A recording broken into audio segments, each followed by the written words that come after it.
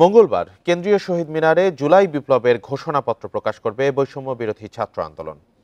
আহ্বায়ক হাসনাত আব্দুল্লাহ বলেছেন, এর মাধ্যমে ৭২-এর সংবিধানের সমাধি রচিত হবে, অপ্রাসঙ্গিক হয়ে যাবে আওয়ামী লীগ। রোববার দুপুরে রাজধানীর বাংলা মোটরে সংবাদ সম্মেলনে এসব কথা বলেন তিনি।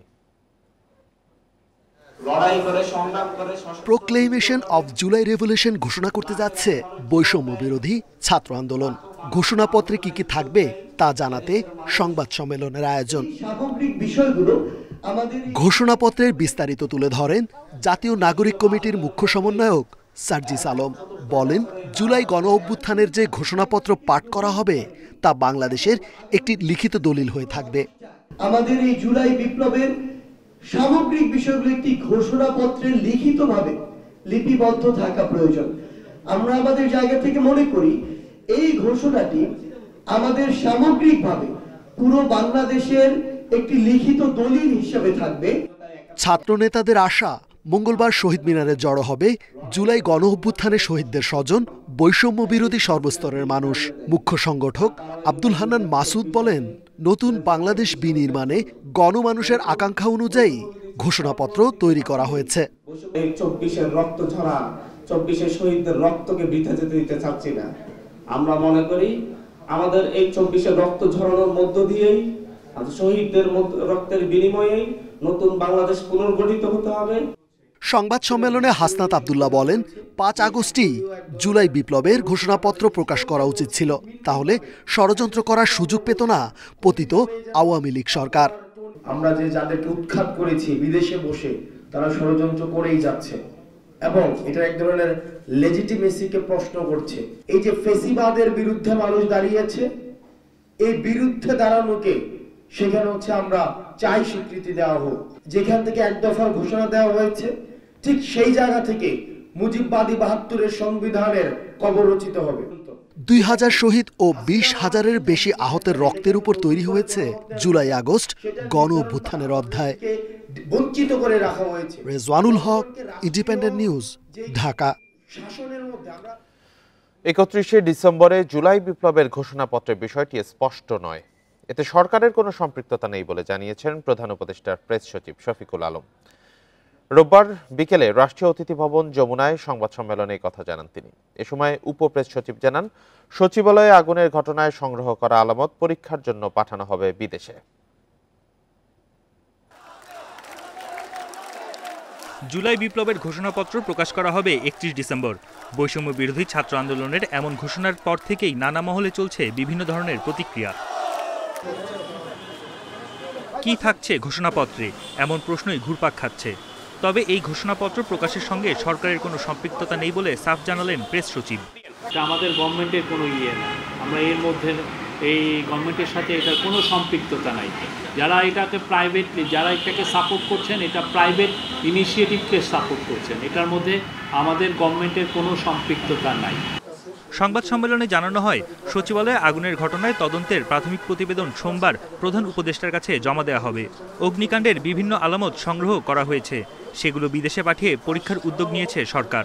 ওনারা আলামতগুলো সংগ্রহ করেছেন, এর মধ্যে কিছু কিছু আলামত ওনারা প্রয়োজন মনে করছেন যে একেবারে সঠিক ফলাফলটা পাওয়ার জন্য বাংলাদেশের বাইরে থেকে এই আলামতগুলো যদি পরীক্ষা নিরীক্ষা করা হয়, তাহলে এই বিষয়ে নিঃসন্দেহ হওয়াটা ওনাদের জন্য সহজতর হবে। তদন্ত প্রতিবেদনটা ওনারা মাননীয় প্রধান উপদেষ্টার কাছে জমা দেবেন। মাননীয় প্রধান উপদেষ্টাই সিদ্ধান্ত নেবেন যে আসলে এই তদন্ত প্রতিবেদন নিয়ে পরবর্তীতে উনি কী করবেন। এ সময় দাবি করা হয়, সচিবালয়ে প্রবেশে সাংবাদিকদের প্রেস অ্যাক্রিডিটেশন কার্ড বাতিল করা হয়নি। সরকার মনে করে সাংবাদিকদের বাইরেও অনেকের কাছে কার্ড থাকায় সেগুলো তদবিরে ব্যবহার করা হচ্ছে। একটা ভুল বোঝাবুঝি থেকে হয়েছে, আমাদেরকে ঢাকা বিশ্ববিদ্যালয়ের কর্তৃপক্ষ জানিয়েছেন যে শেখ হাসিনার গ্রাফিতি মোছা নিয়ে ভুল বোঝাবুঝি হয়েছে বলে জানায় press wing. July August graffiti সংরক্ষণ করবে ঢাকা বিশ্ববিদ্যালয়। আর ওইটাকে ঘৃণাস্তম্ভ হিসেবে ঘোষণা করা হবে। বন ইবনে কামাল, ইন্ডিপেন্ডেন্ট নিউজ, ঢাকা।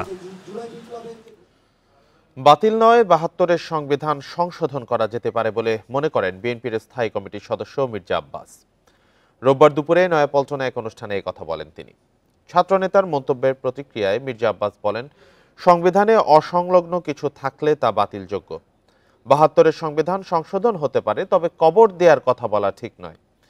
তিনি আরও মন্তব্য করেন, ছাত্র জনতার আন্দোলনে রাজনৈতিক দলগুলোর অবদানকে অস্বীকার করছে বৈষম্য বিরোধী ছাত্র আন্দোলনের নেতারা। তারা সব কৃতিত্ব এককভাবে নিজেদের করে নিতে চায়। এই চেষ্টা করলে বিভেদ সৃষ্টি হবে বলেও মন্তব্য করেন তিনি। মির্জা আব্বাস অভিযোগ করেন, আগুনের ঘটনায় ইন্ধন দেওয়া হয়েছে সচিবালয় থেকেই।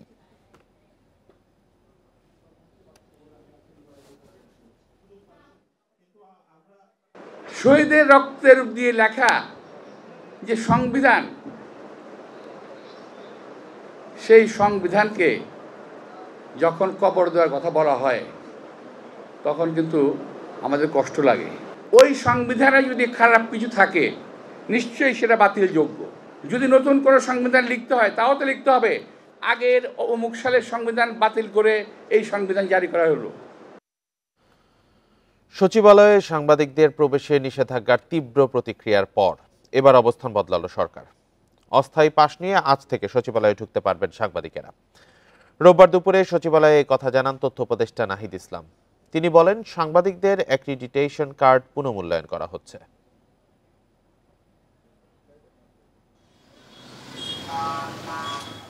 সচিবালয়ে রোববার সরকারের উপদেষ্টা ও সচিবরা গাড়ি নিয়ে প্রবেশ করলেও অন্যান্য কর্মকর্তা কর্মচারীরা ডিজিটাল পাস দেখিয়ে পায়ে হেঁটে যান নিজ নিজ দপ্তরেই। এদিকে গাড়ি ঢুকতে না পারায় সচিবালয়ের সামনে সড়কে রাখায় তৈরি হয় জটলা। আমরা পূর্বে কোনো নির্দেশনা পাইনি, এখন হোন্ডা নিয়ে ভিতরে ঢুকতে পারতেছি না। এখন আমরা বাইক নিয়ে নিরাপদে অফিস করব না বাইক পাহারা দেব, আর এরা তো দায়িত্বও নিবে না একটা বাইকের। এদিন খবর সংগ্রহের জন্য প্রবেশ করতে না পারলেও সচিবালয়ে কর্মরত সাংবাদিকদের সংগঠনের নেতাদের সঙ্গে স্বরাষ্ট্র মন্ত্রণালয়ে বৈঠক করেন তথ্য উপদেষ্টা। পরে সচিবালয়ের সামনের ফুটপাতে সাংবাদিকদের ব্রিফ করেন তিনি।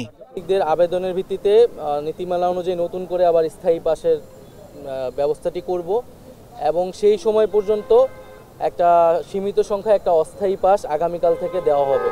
সেক্ষেত্রে নীতিমালাতে আমরা কিছু পরিবর্তন আনব। সাংবাদিক নেতারা জানান, সোমবার থেকে অস্থায়ী কার্ড নিয়ে খবর সংগ্রহ করতে হবে।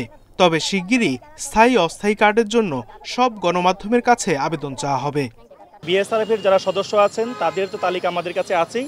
এর বাহিরে যারা এখানে আমাদের সদস্য না, আপনারা এখানে কাজ করেন, প্রত্যেকেই যার যার পিআরও যারা আছেন বিভিন্ন মন্ত্রণালয়ে যে যার বিটে কাজ করেন, তাদের যে মন্ত্রণালয়ের যে পিআরও আছেন, পিআরওর সাথে যোগাযোগ করলে আপনাদের নাম এবং ঠিকানা দেওয়া হলে আপনাদের প্রতিষ্ঠানের এবং আপনার নাম, হাউজের নাম দেওয়ার পরপরই তারা অস্থায়ী পাস রেডি রাখবেন। এদিকে আগুনে ক্ষতিগ্রস্ত ভবন থেকে আলামত সংগ্রহ করেছেন তদন্তকারীরা। ক্ষতিগ্রস্ত বিভিন্ন মন্ত্রণালয়ের অফিসগুলোর কার্যক্রম নগর ভবন সহ অন্যান্য স্থান থেকে চলছে। Sadekur Rahman Siddiqui, independent news. ভারত শেখ হাসিনাকে ফেরত দেবে না বুঝতে পেরেছে অন্তর্বর্তী সরকার। তারপরও কেন কোনো হঠকারী পদক্ষেপ নেওয়া হবে না বলে মন্তব্য করেছেন উপদেষ্টা মাহফুজ আলম। রোববার বিকেলে পররাষ্ট্র মন্ত্রণালয়ে এক অনুষ্ঠান শেষে তিনি আরও বলেন, সার্বভৌমত্ব ও জাতীয় স্বার্থ অক্ষুণ্ণ রেখে সব রাষ্ট্রের সাথে সম্পর্ক হতে হবে বাস্তবসম্মত।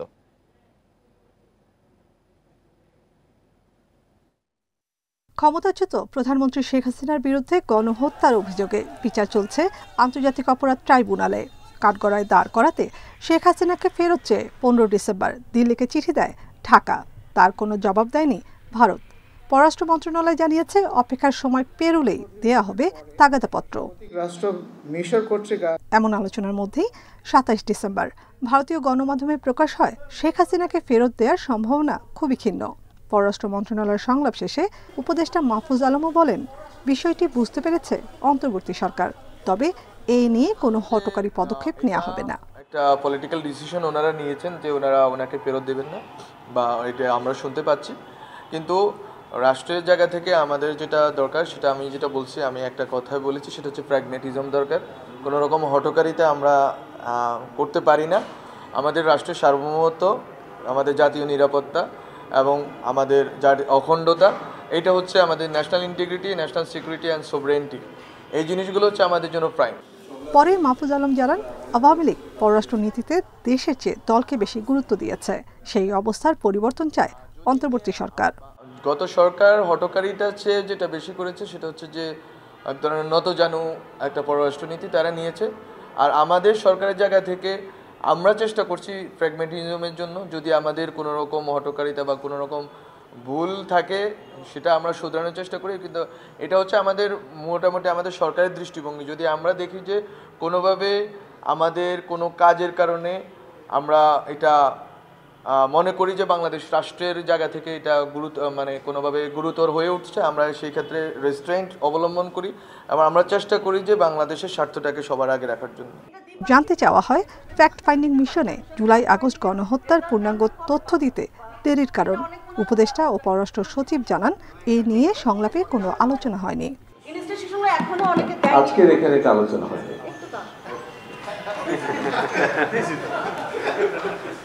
Nafiza Doula, independent news, Dhaka. January থেকে 30,000 এবং জুলাই থেকে 35,000 টাকা মাসিক ভাতার প্রস্তাব প্রত্যাখ্যান করেছেন পোস্ট গ্রাজুয়েট প্রাইভেট ট্রেনি চিকিৎসকেরা। জানুয়ারি থেকেই 35,000 টাকা ভাতা চান তারা। দাবি পূরণ করে প্রজ্ঞাপন জারি হলেই আন্দোলন কর্মসূচি প্রত্যাহার করা হবে বলেও জানিয়েছেন চিকিৎসকেরা। এদিকে রোববার শাহবাগে তাদের অবস্থানের কারণে ব্যাহত হয় যান চলাচল। রোববার বেলা 11:30টার দিকে শাহবাগ মোড়ে অবস্থান নেন পোস্ট গ্রাজুয়েট প্রাইভেট শিক্ষানবিশ চিকিৎসকেরা। ভাতা বাড়ানোর দাবিতে নানা স্লোগান দেন তারা। দাবি মানা না হলে লাগাতার আন্দোলনের ঘোষণা চিকিৎসকদের। মাত্র 20,000-25,000 টাকায় আমরা সার্ভিস দিচ্ছি, যেটা আসলে আমাদের কষ্টকে জাস্টিফাই করে না। নবম গ্রেডে যত সুযোগ সুবিধা আছে সেটা প্রদান করা হবে, যে কোনো একটাই মেনে নিয়ে লিখিত প্রজ্ঞাপন জারি করুক। আমরা এখনই রাজপথ ছেড়ে দিব। রাজপথে বারবার কেন আমরা আসবো? আমরা রোগীর পাশে থাকবো, আমরা রোগীর সেবা দেবো। আমাদের দাবি আদায় হোক, আমরা এতটুকুই চাই। একই দাবিতে 22 ডিসেম্বরও শাহবাগ অবরোধ করেন এফসিপিএস প্রথম পর্ব পাশ করা চিকিৎসকরা। পরে বেতন বাড়ানোর আশ্বাসে তা প্রত্যাহার করা হয়। মঙ্গলবার মাসিক ভাতা 5,000 টাকা বাড়ানোর প্রজ্ঞাপন জারি হলেও তা প্রত্যাখ্যান করেন আন্দোলনরত চিকিৎসকেরা। আমরা তাদেরকে বলেছিলাম যে এটা আমাদের শেষ আলটিমেটাম, তারপর যদি আমাদের দাবি না মানা হয় তাহলে আমরা কিছু করার নেই, আমরা মহাসমাবেশ ডাকব। দেয়ালে পিঠ থেকে গিয়েছে, আমরা রাজপথে আবার নামতে বাধ্য হয়েছি। আমরা জানি জনদুর্ভোগের সৃষ্টি হচ্ছে, আমরা এই জন্য জনমানুষের কাছে আমরা আন্তরিকভাবে দুঃখিত। চিকিৎসকদের সড়ক অবরোধের কারণে বন্ধ হয়ে যায় যান চলাচল। চরম ভোগান্তিতে পড়েন সাধারণ মানুষ। আজকে 11টা থেকে এই পর্যন্ত বসা আছে, সমস্যার ভিতরে আছি আমরা। কারণ অ্যাক্টিভে আমাদের সারাদিন চলে যাবে, রাত্রের বেলা তো লোকজনও থাকবে না, আমরাও গাড়ি চালাবো না, বন্ধ করে দিব। বিভিন্ন সরকারি হাসপাতালে কর্মরত রয়েছেন 10,000 পোস্ট গ্রাজুয়েট প্রাইভেট ট্রেনি চিকিৎসক। তাদের আন্দোলনে ব্যাহত চিকিৎসা সেবা। Adilur Rahman, independent news, Dhaka. দাবি পূরণের আশ্বাসে কর্মসূচি প্রত্যাহার করেছে বিগত সরকারের সময়ে চাকরিচ্যুত সশস্ত্র বাহিনীর সদস্যদের সংগঠন সহযোদ্ধা। রোববার সকালে ন্যায্য চাকরিতে পুনর্বহাল সহ 3 দফা দাবিতে রাজধানীর জাহাঙ্গীর গেটের সামনে সড়ক অবরোধ করে অবস্থান কর্মসূচি শুরু করে তারা। এ সময় সড়কে যান চলাচল বন্ধ হয়ে যায়। তাদের 3 দফা দাবি হলো, বিগত সরকারের আমলে যারা চাকরি হারিয়েছে তাদের পুনর্বহাল করতে হবে, প্রতিরক্ষা আইন সংশোধন করতে হবে, যদি চাকরিতে পুনর্বহাল করা সম্ভব না হয় তবে পেনশন দিতে হবে। পরে আন্দোলনকারীদের 6 প্রতিনিধির সঙ্গে কথা বলে 3 বাহিনীর প্রধানের একটি প্রতিনিধি দল 3 বাহিনীর প্রধানের পক্ষ থেকে 5 কর্মদিবসের মধ্যে কমিটি করার ঘোষণা দেওয়া হয়েছে বলে জানিয়েছেন 3 বাহিনী প্রধানের প্রতিনিধি সশস্ত্র বাহিনী বিভাগের ক্যাপ্টেন এনাম। এই কমিটি আন্দোলনরত চাকরিচ্যুত সশস্ত্র বাহিনীর সদস্যদের দাবি বাস্তবায়নে কাজ করবে বলে জানানো হয়।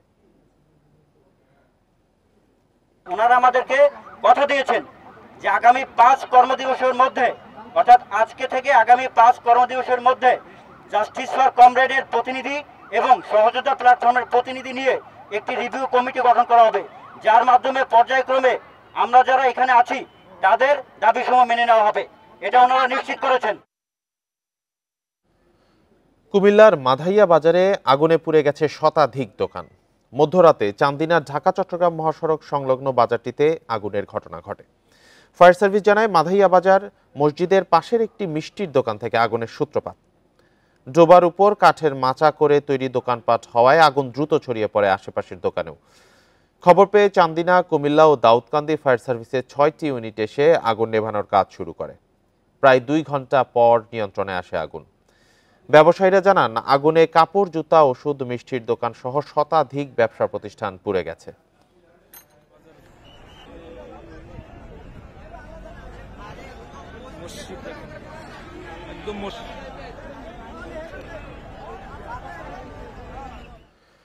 দুদিন ধরে উত্তরে শীতের প্রকোপ কিছুটা কমেছে। সর্ব উত্তরের জেলা পঞ্চগড়ের ভোরে তাপমাত্রা রেকর্ড করা হয়েছে 10.4 ডিগ্রি সেলসিয়াস। আবহাওয়া পরিস্থিতি নিয়ে জানাতে পঞ্চগড় থেকে যুক্ত হয়েছেন সহকর্মী শফিকুল আলম। শফিকুল, পঞ্চগড়ে শীত কেমন অনুভূতি হচ্ছে, আর এই শীতে দৈনন্দিন জীবনযাত্রায় কি প্রভাব পড়ছে? জি, উত্তরের শীত প্রবণ এলাকা হিসেবে পরিচিত পঞ্চগড়ে কিন্তু আসলে বরাবরই দীর্ঘ সময় শীত থাকে এবং এই শীত কিন্তু অধিকাংশ সময় অর্থাৎ শীত মৌসুমের অধিকাংশ দিন জুড়েই কিন্তু পঞ্চগড়ে সর্বনিম্ন তাপমাত্রা রেকর্ড করা হয়ে থাকে। তো আসলে বিগত 5 দিন কিন্তু টানা শৈত্যপ্রবাহ ছিল পঞ্চগড়ে। সর্বনিম্ন তাপমাত্রা ছিল 10-এর নিচে, 9 থেকে 10-এর মধ্যেই সর্বনিম্ন তাপমাত্রা থাকলে কিন্তু বলা হচ্ছে যে মৃদু পর্যায়ে শৈত্যপ্রবাহ। আমরা দেখেছি গতকালকে দিন এবং রাতের তাপমাত্রা সামান্য বেড়ে সর্বনিম্ন তাপমাত্রা রেকর্ড করা হয়েছিল 12.9 ডিগ্রি সেলসিয়াস। আজকে কিন্তু আমরা সকাল 6টায় তেঁতুলিয়া আবহাওয়া অফিসের যিনি ভারপ্রাপ্ত কর্মকর্তা রয়েছেন জিতেন্দ্রনাথ রায়, তার সাথে আমি কথা বলেছি। তিনি জানিয়েছেন যে আজকে গতকালকের তুলনায় আবার সর্বনিম্ন তাপমাত্রা কমে গিয়েছে। সকাল 6টায় প্রাথমিকভাবে রেকর্ড করা হয়েছে 10.4 ডিগ্রি সেলসিয়াস। আসলে এই সর্বনিম্ন তাপমাত্রা রেকর্ডের সময়টা কিন্তু সকাল 9টা, 6টায় প্রাথমিকভাবে রেকর্ড করা হয়ে থাকে। আমরা আসলে দেখছি যে প্রতিদিন বিকেলের পর থেকেই মূলত শৈত্যপ্রবাহ শুরু হয়ে যায়। হিমশীতল বাতাস এবং হালকা কুয়াশা, রাত যত গভীর হতে থাকে কুয়াশার পরিমাণ বাড়তে থাকে। সেই কুয়াশা পরদিন কিন্তু সকাল 7টা থেকে 8টা পর্যন্ত থাকে। এরপরে আমরা আসলে ঝলমলে রোদ দেখতে পাই। রোদের কারণে সাধারণ খেটে খাওয়া মানুষ এদের কিছুটা স্বস্তি দেখা গেলেও আসলেও যারা সকালবেলা কাজে যোগ দেন, যারা দিনমজুর শ্রেণীর মানুষ, রিক্সা ভ্যান চালক, যারা কৃষি শ্রমিক, এদের কিন্তু সকালে যেহেতু কাজে যোগ দিতে হয় সে কারণে তাদের সীমাহীন দুর্ভোগ পোহাতে হচ্ছে। আমাকে রিক্সাওয়ালা, ইজি ভ্যান চালক একাধিক জনের সাথে আমার কথা হয়েছে। তারা বলেছেন যে তাদের আসলে ঠান্ডার জন্য তারা রিক্সার ইজি বাইকের হ্যান্ডেল ঠিকমতো ধরে রাখতে পারছে না। এই ছিল শীত পরিস্থিতি নিয়ে পঞ্চগড় থেকে সর্বশেষ। শীত পরিস্থিতি নিয়ে জানাচ্ছিলেন সহকর্মী শফিকুল আলম। জনবল সংকটে ব্যাহত হচ্ছে Sylhet MAG Osmani medical college হাসপাতাল এবং লক্ষ্মীপুর সদর হাসপাতালে চিকিৎসা কার্যক্রম। ওই দুই হাসপাতালে চিকিৎসক, নার্স, কর্মকর্তা ও কর্মচারী মিলিয়ে প্রয়োজনের তুলনায় শূন্য কয়েকশো পদ। জনবল সংকটের কারণে কাঙ্ক্ষিত সেবা থেকে বঞ্চিত রোগীরা। 1998 সালে 500 থেকে 900 শয্যায় উন্নীত হয় সিলেট ওসমানী মেডিকেল কলেজ হাসপাতাল। প্রতিদিন 2000-এর বেশি রোগী ভর্তি হয় কাঙ্ক্ষিত সেবা পেতে হিমশিম রোগীরা। স্বল্প খরচে ভালো চিকিৎসা পেতে আশপাশের জেলার রোগীরা ভিড় করেন এই হাসপাতালে। তবে সময় মতো চিকিৎসক, নার্স না পাওয়ার অভিযোগ তাদের। যারা পেশেন্ট আছে তাদের হাতে খুব হারাহারা আচরণ করে এবং ঠিকমতো যে তাদের ডাকলে অনেক সময় দেখা স্যালাইনটা খুলতে হয়, কিন্তু তারা টাইম টু টাইম যায় না। রাত্রে 2টা পরে ওরা ঘুমাই থাকে। এখন রোগী কোনো কারণে যদি দেখা যায় মরিও যায়, তাদের কোনো রকম কোনো ফিলস নাই। কর্তৃপক্ষ বলছে ভর্তি রোগী ছাড়াও বহির্বিভাগে প্রতিদিন গড়ে চিকিৎসা নেন প্রায় 4000 রোগী। হাসপাতালটিকে 1400 বেডে উন্নীত করা এবং পর্যাপ্ত জনবল নিয়োগ চাওয়া হয়েছে বলে জানান উপপরিচালক। 500 বেডের জনবলের যে চাহিদা সেটা পূরণ হোক প্রথমে, এবং আমাদেরকে যদি 1400 বেড করা হয় তাহলেও তো আমরা আরও জনবল পাবো। যদি জনবল দাও তাহলে আমরা আরও বেশি করে জনগণকে সেবা দিতে পারব। জনবল সংকটে ব্যাহত লক্ষ্মীপুর সদর হাসপাতালের চিকিৎসা সেবাও। বিশেষ করে শিশু ওয়ার্ডে একই শয্যায় চিকিৎসা নিচ্ছে 2 থেকে 3টি শিশু। গড়ে প্রতিদিন ভর্তি থাকে 3 থেকে 400 রোগী। এখানে যে পরিমাণ রোগীর চাপ বেশি সে অনুপাতে কিন্তু আমাদের এখানে ডাক্তার নেই, নার্স এবং আপনার বিভিন্ন সেক্টরে কিন্তু জনবলের সংকট আছে। আমরা পর্যাপ্ত চিকিৎসা পাচ্ছি না, মেডিকেল অফিসার থেকে চিকিৎসা নিয়ে আমাদেরকে চলে যেতে হচ্ছে। গত 10 মাসে লক্ষ্মীপুর সদর হাসপাতালে চিকিৎসা নিয়েছেন 3 লাখের বেশি মানুষ। সোহেলি জাহান, ইন্ডিপেন্ডেন্ট নিউজ। হাসপাতাল পরিস্থিতি নিয়ে জানাতে লক্ষ্মীপুর থেকে যুক্ত হয়েছেন সহকর্মী আব্বাস হোসেন। আব্বাস, চিকিৎসা সেবা পেতে রোগীদের কি ধরনের সংকট পোহাতে হচ্ছে, আর জনবল নিয়োগ দেওয়া হচ্ছে না কেন?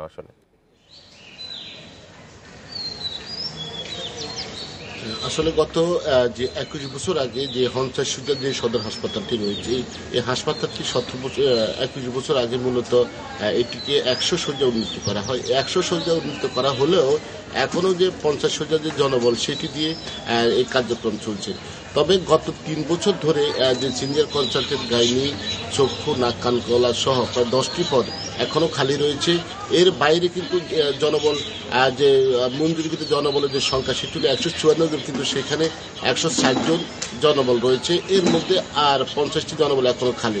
সবচেয়ে বেশি জনবল খালি রয়েছে নার্স, যে স্টাফদের নার্স রয়েছে সেখানে 23 জন নার্স এখন পর্যন্ত সংকট রয়েছে। অর্থাৎ এই প্রতিটি বিভাগে কিন্তু জনবল সংকটের কারণে যে চিকিৎসা সেবা সেটি হিমশিম খেতে হচ্ছে চিকিৎসা দিতে গিয়ে। এমনটি আমাদেরকে জানিয়েছিল এখানকার যে সদর হাসপাতালে যিনি আরব রয়েছেন অরূপ পাল এবং জেলা সিভিল সার্জন ডাক্তার আহমেদ কবিরের সাথেও আমার কথা হয়েছে। তারা যেটি জানিয়েছেন, তারা বারবার ঊর্ধ্বতন কর্তৃপক্ষকে যে পত্র পাঠান বা চিঠি দেন বা জানানো হয় যে জনবল সংকট দূর করার জন্য, কিন্তু এখন পর্যন্ত সেটি জনবল দূর না করায় কিন্তু মূলত যে স্বাস্থ্যসেবা সেটি ব্যাহত হচ্ছে।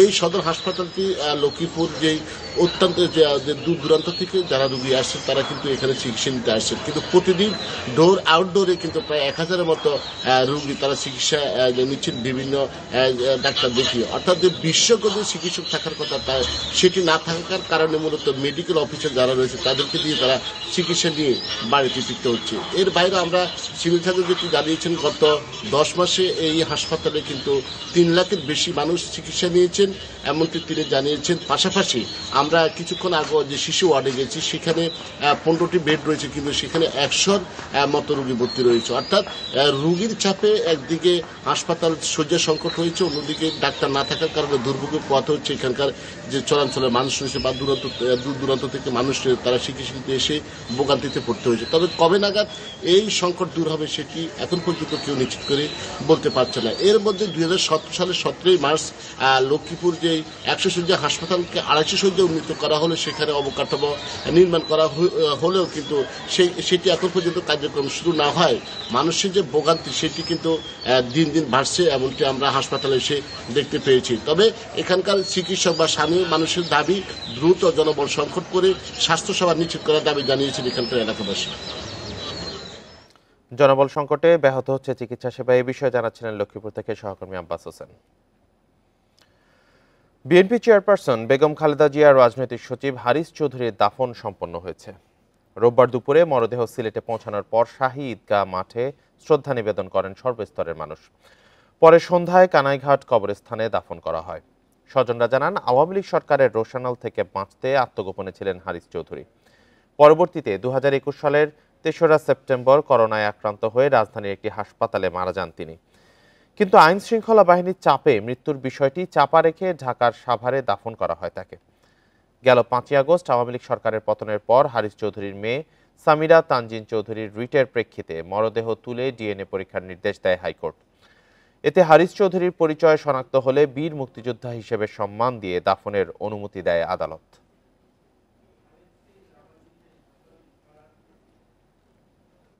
বাংলাদেশে এসে যে পরিস্থিতির মধ্যে যে যুদ্ধ করে আমার বাবার সেই ইচ্ছাটা আমি পূরণ করলাম। আমার ভাই পদে পদে আমার সাথে ছিল, সে তার শারীরিক অবস্থার কারণেই হোক বা মানসিক তার যে একটা প্রেশার যে এই দেশের যেটা 15 বছর আমার বাবা ফেস করেছেন সেটা ফেস না করে তার নিজের স্বাস্থ্যের কারণে এবং তার মানসিক সুস্থতার কারণে সে হয়তো আমার সাথে ফিজিক্যালি ইনভলভ হতে পারেনি। কিশোরগঞ্জ ও নেত্রকোনার হাওরে চলছে বোরো আবাদের ব্যস্ততা। সকাল থেকে সন্ধ্যা পর্যন্ত জমিতেই সময় কাটছে কৃষকদের। তবে উৎপাদন খরচ নিয়ে দুশ্চিন্তায় তারা। আবহাওয়া অনুকূলে থাকলে লক্ষ্যমাত্রার চেয়ে বেশি ধান উৎপাদনের আশা করছে কৃষি বিভাগ।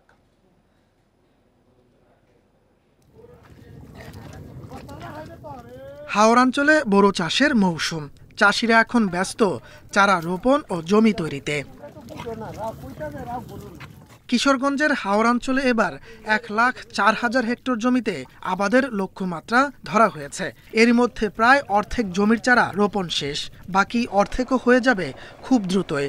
তবে সার, ডিজেল, কীটনাশকের দাম বেশি থাকায় উৎপাদন খরচ বেড়ে যাওয়ার শঙ্কায় কৃষকেরা। 30 কাঠা ক্ষেত লাগাইতেছি, সারের দাম বেশি, ডিজেলের দাম বেশি। সরকার যদি কমাই দিত তাহলে আমরা পোষাইতাম। জিনিসের দর বাড়তি, কিবা ধানের যদি বাড়ায় দেয় তো আমরা করতে পারব। তাহলে তো সুন্দর মতো ফসল মনে হয় আশা করা যায় ভালো হবে। জেলায় এবার 7,88,000 মেট্রিক টন ধান উৎপাদনের লক্ষ্য ঠিক করা হয়েছে। কৃষকদের প্রয়োজনীয় পরামর্শ দিচ্ছে কৃষি বিভাগ। লক্ষ্যমাত্রা অনুযায়ী এই কার্যক্রম এগিয়ে চলছে। আশা করতেছি যে আমাদের উৎপাদন যে লক্ষ্যমাত্রা নির্ধারণ করা হয়েছে তার এটা ছাড়িয়ে যাবে এর একটা কারণ হলো যে আবহাওয়া এই মুহূর্তে আবহাওয়া অনুকূলে আছে, দ্বিতীয়ত আমাদের হাইব্রিড আবাদ একটু বাড়বে। নেত্রকোনায়ও জমিতে চারা রোপণে ব্যস্ত চাষিরা। জেলায় 1,85,448 হেক্টর জমির আবাদের লক্ষ্য এবার। এদিকে 43,000 কৃষককে 86 মেট্রিক টন বীজ ধান দিয়েছে কৃষি বিভাগ। আবহাওয়া অনুকূলে রয়েছে, আমাদের পর্যাপ্ত পরিমাণে সারের মজুদ রয়েছে, বীজতলার যে চারাগুলো আছে সেগুলি সুস্থ রয়েছে। আমরা আশা করছি আমাদের লক্ষ্যমাত্রার চেয়ে আবারটা আরও বেশি হবে। এবছর 43,000 কৃষককে আমরা বিনামূল্যে 2 কেজি করে হাইব্রিড ধানের বীজ সহায়তা দিয়েছি, যাতে আমাদের হাইব্রিড ধানের আবারটা এই জেলায় বৃদ্ধি পায়। নেত্রকোনায় ধান উৎপাদনের লক্ষ্যমাত্রা ধরা হয়েছে 12,76,253 মেট্রিক টন। তাপস সরকার, ইন্ডিপেন্ডেন্ট নিউজ। অবকাঠামো উন্নয়ন ও ব্যবস্থাপনার অভাবে ধ্বংসের পথে রাঙামাটির সরকারি হাঁস প্রজনন খামারটি। নষ্ট হয়ে গেছে বাচ্চা উৎপাদনের মেশিন, খামারে নেই জনবল, এতে উৎপাদন শূন্যের কোটায় নেমে এসেছে, ফলে খামার করতে পারছে না উদ্যোক্তারা।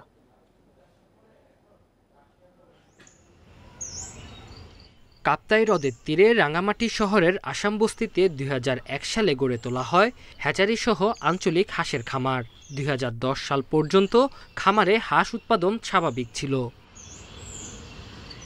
তবে অবকাঠামো উন্নয়ন ও ব্যবস্থাপনার অভাবে ধ্বংসের পথে খামারটি। নষ্ট হয়ে গেছে বাচ্চা উৎপাদনের সরঞ্জাম। অভিযোগ রয়েছে নানা অনিয়মের কারণে পুরো বন্ধ হয়ে যায় হাঁস উৎপাদন। চাইলে কিন্তু অনেক হাঁসের একটা ফার্ম করতে পারি। এখন বর্তমানে যে আমাদের আসাম বস্তি পশু হাসপাতাল আছে, এখানে আমাদের চাহিদা এতটুকু এরা দিতে পারতেছেন ডেলিভারি। যে সময় আমরা আজকে অনেকদিন ধরে যোগাযোগ করতেছি, এখানে হাঁস ফার্মে হাঁস নাই। অফিসার যিনি আসছিলেন উনি তো দুর্নীতিবাজ করে সবকিছু মেরে চলে গেছে। আমরা হাঁসও পাইতেছি না, ডিমও পাইতেছি না, ভালো বাচ্চাও পাইতেছি না। খামারের 6টি শেডের মধ্যে 5টি খালি পড়ে আছে। বাইরে থেকে বাচ্চা এনে একটি শেডে লালন পালন করছে খামার কর্তৃপক্ষ। রাঙামাটির পাশাপাশি চট্টগ্রাম বিভাগ, কক্সবাজার, রাঙ্গুনিয়া, রাউজান, ওখান থেকেও আমাদের প্রচুর হাঁসের বাচ্চার ডিমান্ড থাকে আর কি। কারণ আমরা যদি এখানে নিজস্ব হাঁসের বাচ্চা উৎপাদন করতে পারি, তাহলে আমরা এটা এই যে ডিমান্ডের চাহিদা পূরণ করতে সক্ষম হব আর কি। সংকটের সুযোগে প্রতিষ্ঠানের সীমানা প্রাচীর ভেঙে সাধারণ মানুষ অবাধে চলাচল করছে। চুরি হয়ে যাচ্ছে খামারের যন্ত্রপাতি। নতুন করে উৎপাদন শুরুর পরিকল্পনা চলছে বলে জানালেন ব্যবস্থাপক। সবগুলো ওয়াল হচ্ছে উপরের ছাদ থেকে সিলিং খসে পড়তেছে। আমরা যেখানে হাঁস রেয়ারিং করি ওইখানের অবস্থা খুবই করুণ। মানে বর্ষাকালে পানি পড়ে, এগুলো হাঁসের রোগ ব্যাধি দেখা যাচ্ছে আরো একটু বেশি হয়ে যাচ্ছে এই সমস্যার কারণে। খামারটিতে মাসে প্রায় 5,000-এর বেশি বাচ্চা উৎপাদন হতো। Independent news. চাঁদপুরের হাইমচরের তেলির মোড় এলাকায় 2 ঘন্টার সবজি হাটটি ধীরে ধীরে বেশ পরিচিত হয়ে উঠেছে। নদী ও চরাঞ্চল থেকে আসা শাকসবজি, মাছ, হাঁস ও মুরগি সহ নানা ধরনের কৃষিপণ্য বিক্রি হয় এই হাটে। প্রতিদিন অন্তত 10 লাখ টাকার লেনদেন হয় এই হাটে। বিষমুক্ত সতেজ পণ্যের জন্য হাটটি বেশ জনপ্রিয় হয়ে উঠেছে স্থানীয়দের কাছে।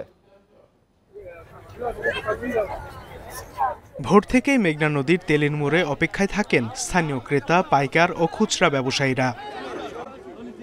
ফরমালিন মুক্ত তরতাজা সবজি কেনার জন্যই ব্যবসায়ীদের এই অপেক্ষা। চাঁদপুরের হাইমচরের নীলকমল, মাঝের চর, গাজীপুর, ঈশানবালা সহ আশপাশের বেশ কয়েকটি চর থেকে হাটে আসে ট্রলার বোঝাই শাকসবজি।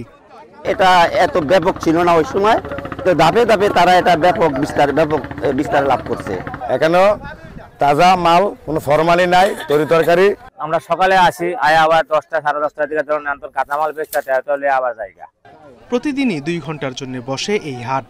এর মধ্যেই বেচাকেনা শেষ হয় পেঁয়াজ, রসুন, বাদাম, মিষ্টি কুমড়া, শাক সবজি, মাছ, হাঁস ও মুরগি সহ নানা ধরনের কৃষিপণ্য। তবে শীত মৌসুমে তা আরও জমজমাট হয়ে ওঠে। এখান থেকে আমি সহজভাবে কম দামে কিনতে পারি এবং এগুলা কিনে আমি উপভোগ করি এক ধরনের, কারণ সব শাকসবজিগুলাই তরতাজা। অনেক দূরের থেকে ব্যাপারীরা আসে, রায়পুর, লক্ষ্মীপুর, ফরিদগঞ্জ, হায়দ্রাবাদ ওদিকের থেকে আসে। তারা আইসা আর এই জায়গায় বেচা কিনে আপনার 1 ঘন্টা, হাইস্ট আপনার 2 ঘন্টা। চর উন্নয়ন ও সমন্বিত পুষ্টি উন্নয়ন প্রকল্পের মাধ্যমে কৃষকদের প্রশিক্ষিত করা হয়েছে। হাটটিতে ক্রেতা বাড়তে থাকায় এর আধুনিকায়নের কথা জানিয়েছে কৃষি বিভাগ। উপজেলা কৃষি অফিসার এবং যে পরিষদ থেকে ওখানে একটা যে চরের যে বাজারটা আছে, তেলেরমোড় বাজারটা আছে, সেটাকে আধুনিকায়ন করে সেখানে শেড নির্মাণ করে যেন কৃষকরা তাদের পণ্যগুলো এনে সেগুলো যাতে ঝড় বৃষ্টি থেকে রক্ষা করে তারা বিক্রি করতে পারে, সেজন্য তাদেরকে করা হচ্ছে, মানে উদ্বুদ্ধ করা হচ্ছে। জেলার হাইমচরে ৬২৫ হেক্টর ফসলি জমিতে আবাদ হয় বিষমুক্ত নানা কৃষিপণ্য। এর সম্প্রসারণে সরকারি পদক্ষেপের দাবি জানিয়েছেন কৃষকরা। Independent news. আর এই ছিল এখনকার সংবাদে। ইন্ডিপেন্ডেন্ট টেলিভিশনের সব খবর আরো বিস্তারিত জানতে চোখ রাখুন ফেসবুক, ইউটিউব, এক্সে। ধন্যবাদ সবাই।